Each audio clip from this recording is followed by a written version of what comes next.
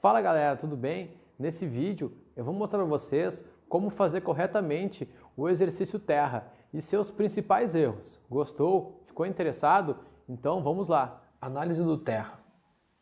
Então aqui eu tenho um videozinho, né? Para quem não identificou ainda qual é o exercício.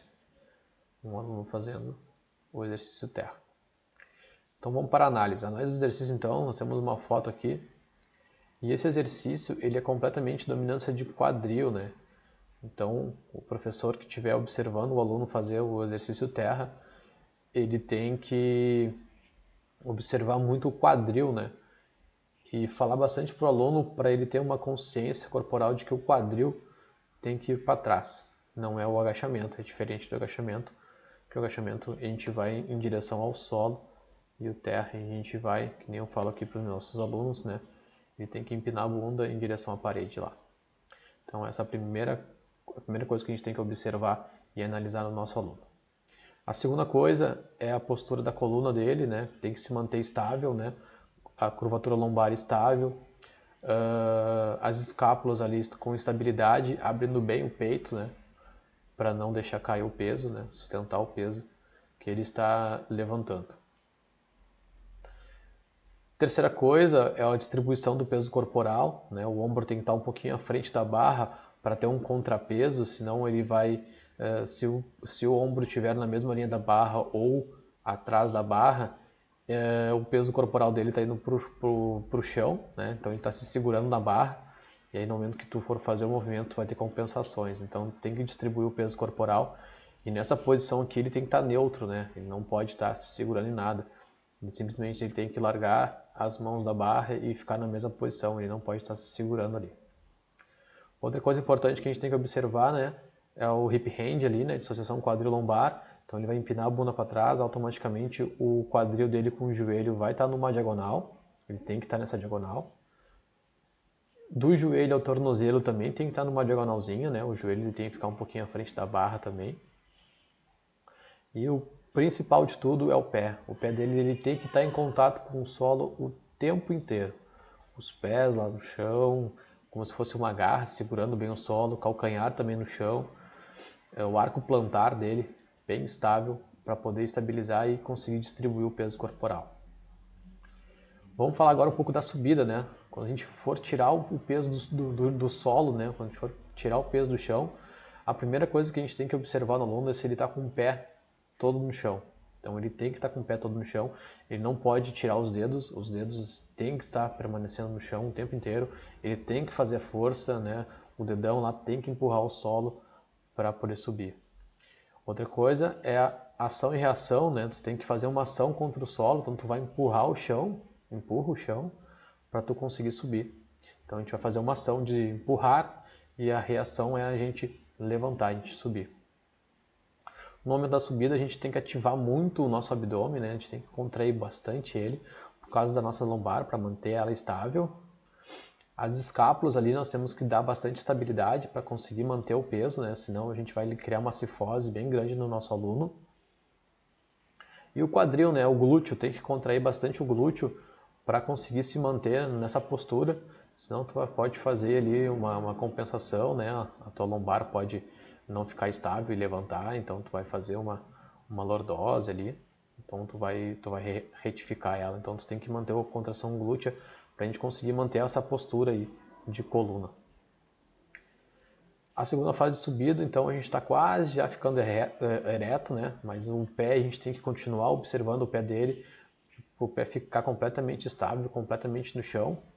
E o quadril, agora nessa fase a gente tem que observar bastante o quadril dele, que é onde ele vai ter que fazer a maior força para conseguir ficar retinho, né? Para a gente ficar em pé. Então o glúteo e o pé nessa fase é bem importante a gente observar. E a última fase de subida é o corpo reto, né? Nós conseguimos tirar o peso do chão e agora estamos em pé. Então a gente tem que manter a curvatura lombar, né? Não podemos retificar ela, não podemos fazer uma hiperlordose. Nós temos que manter a postura retinha da cabeça até o calcanhar numa linha reta, né? Contração abdominal, contração glútea, tudo contraído para manter o peso estável. Vamos falar um pouco da fase de descida agora. Então, como eu falei lá no começo, né? a dominância de quadril, então o quadril é o primeiro movimento que a gente faz, é o quadril indo para trás, mas acionando tudo, né? A escápula está estabilizando, a coluna lombar estável, e aí a gente vai descendo devagarinho. Segunda fase, nós estamos descendo, então hip hinge continua sendo ativo, glúteo lá contraído, mantendo a estabilidade, coluna bem retinha, sem hiperlordose, sem tirar a lordose do aluno, mantendo a estabilidade escapular. Contração abdominal bem forte ainda, para estabilizar, porque o peso está descendo, então estamos na fase excêntrica do movimento, então temos que controlar bem.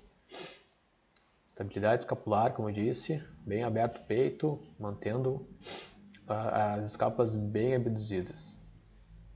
O pé permanece no chão ainda, então a força vem lá do pé ainda para estabilizar, né? Então o pé vai segurar para tu conseguir distribuir o peso corporal, para conseguir jogar o peso para baixo, deixar o peso cair para baixo e sem jogar o peso no chão, né? Então a gente tem que saber descer e subir direitinho.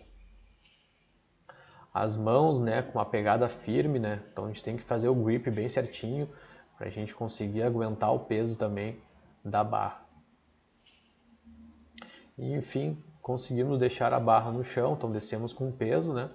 Quadril lá, hip também de novo, contração glútea, estabilidade escapular, coluna retinha, o peso completamente no chão lá, sem botar, no caso aqui está com o step, né? Por causa da mobilidade do aluno, que ele não tem condições, não tem mobilidade suficiente para jogar o peso lá embaixo no chão, então a gente bota um step para a gente conseguir ganhar um pouco mais, para a gente ganhar um pouco mais, não a gente perder, né? A gente ganhar um pouco mais de amplitude do aluno, para o aluno não ter que descer tanto, né? Então a gente levanta um pouquinho o chão, como se fosse o solo ali, para ele conseguir deixar o peso e deixar ele no chão. O pé dele continua permanecendo o tempo inteiro no chão, ele não tira o pé do solo, os dedos em contato com o solo o tempo inteiro. De novo, o ombro à frente da barra, distribuição corporal. E aqui a gente pode fazer um ajuste, né, da cabeça, né? Olhando para frente lá, a gente poderia falar para o nosso aluno baixar um pouco a cabeça, olhar para uma diagonal para baixo, porque ele está jogando um peso lá no chão, né? Então, para ele não fazer força na cervical ali, relaxa a cervical, a força vai mais no abdômen, no glúteo, esses é a ênfase, né, que a gente tem que fazer com que ele faça força, e não no pescoço lá. Então a pegada, né? Então vamos observar as pegadas. Tem vários tipos de pegada aí. Aqui a gente está falando de uma pegada mista, né? Então a pegada sempre com grip, pegada forte mesmo, firme. Não fica só nos dedos, né? Fecha bem a mão. O dedão passa por todos os dedos. Tem também a pegada que o dedão vai embaixo dos outros dedos também, mas daí vai depender muito de cada aluno, né? Se adaptar a isso. O joelho ele fica mais ou menos na linha dos ombros, né? A pegada ela não pode ser tão fechada também, os braços estão tão próximos do teu joelho, senão tu vai jogar automaticamente teu joelho para dentro, né? E aí vai prejudicar um pouco o movimento. Então a pegada é bem firme, os ombros na linha, o joelho na linha do ombro ali, tá? A pisada dele.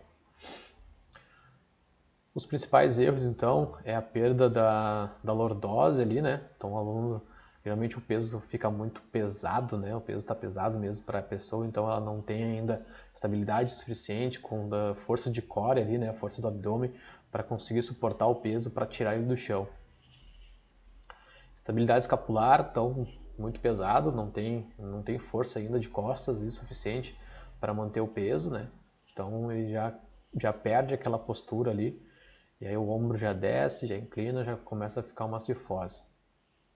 A barra muito à frente do pé, então quando tu for puxar a barra ela vai ondular, ela não vai ficar numa linha reta, ela vai ondular, então tu vai perder o equilíbrio e pode até acabar se machucando. E o estifamento que a gente chama, né? Em vez de fazer um terra, faz um stiff, de empinar a bunda para trás e não descer, né? Não indo conforme vai o movimento, vai descendo para deixar a barra no chão. Não, ele faz um stiff, ele empina a bunda para trás e aí quem faz todo o movimento é as costas. Então não estabiliza, não concentra, as angulações não estão certas, né? Quase uma linha reta ali. Então a gente tem que se preocupar bastante nisso, nesses erros, né? Que são os mais comuns aí que a gente vê nas academias. Aqui na Ramp a gente trabalha diferente, a gente não trabalha com a barra, né? Que nem a barra olímpica ali que a gente mostrou. A gente não trabalha mais com a barra olímpica, a gente trabalha com o kettlebell, porque é mais fácil para o aluno, né? A gente vai trazer na vida diária dele, né? Então ele nunca vai fazer uma pegada de alguma coisa com os braços abertos, os braços passando da linha dos joelhos. Sempre vai pegar umas coisas mais próximas do corpo. Então aqui a gente faz um terra com kettlebell para facilitar também o movimento. Só se o aluno for powerlift, daí a gente faz aquele tipo de treinamento. Senão a gente treina com kettlebell para ele pegar o movimento primeiro e depois a gente vai aumentando a carga, né, do kettlebell. Fica mais simples, fica mais fácil para o aluno. Vai manter a mesma coisa, que a gente pode observar que a cabeça do nosso aluno já está olhando numa angulação boa, que ele não está fazendo força na cervical dele, né? Está fazendo força nas outras musculaturas.